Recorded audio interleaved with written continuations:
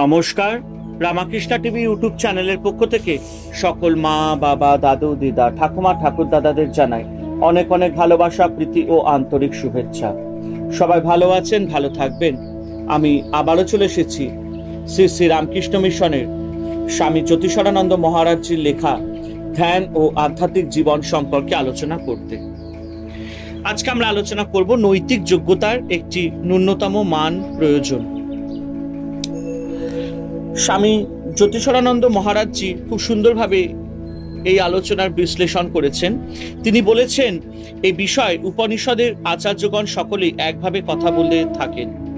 এই ঋষিরা সব দোষ ও অপবিত্রতা থেকে মুক্ত হয় অন্তর্যামী জ্যোতির্ময় পরমাত্মাকে উপলব্ধি করেছিলেন। যোগের আচার্যদের মতো বেদান্তের আচার্যগণও এই বিষয়ে আরো বিশদভাবে আলোচনা করে থাকেন।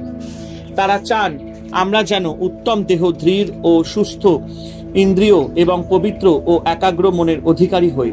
এগুলি ছাড়া আধ্যাত্মিক পথ অনুসরণে কৃতকার্য হওয়া যায় না এবং আধ্যাত্মিক জগতে কোনো কিছু ফল লাভও সম্ভব নয়।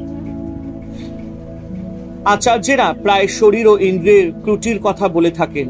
শরীরের মধ্যে সুসংগতির অভাব, শরীরের সব অঙ্গগুলি ঠিকমতো কাজ করে না, তারা একযোগে পরস্পর সামঞ্জস্য রেখে কাজ করে না। ইন্দ্রিয়গুলিরও দোষ যে তারা তাদের নিজ নিজ বিষয়ের দিকে বেগে ধাবমান হয় ও তাদের সংস্পর্শে আসে। আবার মনেরও রোগ আছে, কামনা, সংশয়, অনিশ্চয়তা, মূঢ়তা, একাগ্রতার অভাব, এতে মন দূষিত হয়। মনের আরো দোষ আছে, ভুল বোঝা, অতি অহংকার, ভ্রান্ত দৃষ্টিভঙ্গি ও বিপরীত বুদ্ধি। এই সব ত্রুটিগুলি থেকে মুক্ত হতে হবে।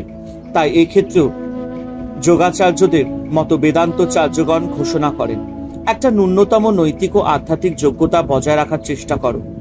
বিচার করতে শেখো, স্বচ্ছভাবে চিন্তা করার অভ্যাস করো। কোনটা সত্য, কোনটা অসত্য, কোনটা পরিবর্তনশীল আর কোনটা স্থিতিশীল, কোনটা অল্প কিছুদিন থাকবে আর কোনটা চিরস্থায়ী, তা বুঝতে শেখো। ইন্দ্রিয়গুলিকে আর মনকে যতটা সম্ভব সংযত রাখার অভ্যাস করো। যে জিনিসের সংস্পর্শে আসতে চাও না তার থেকে নিজেকে সরিয়ে রাখতে শেখো। খুব অধ্যবসায় ও গভীর বিশ্বাসে বলিয়ান হও। তোমার সদাত্মার উপর, ঈশ্বরের উপর, তোমার দ্বারা অনুসৃত উপদেশগুলির উপর, তোমার সত্য উপলব্ধির সামর্থ্যের উপর বিশ্বাসে আরো দৃঢ় হতে থাকো। তার সঙ্গে সহজ মানসিক একাগ্রতা অভ্যাসের চেষ্টা করো। যেমন আগেই বলা হয়েছে, সকল যুগের সকল ধর্মের আধ্যাত্মিক আচার্যগণ পবিত্রতা অভ্যাসের প্রয়োজনীয়তার কথা বলেছেন। খ্রিস্টীয় মরমিয়া সাধকগণ এর নাম দিয়েছে শুদ্ধিকরণ। এটি প্রথম সোপান।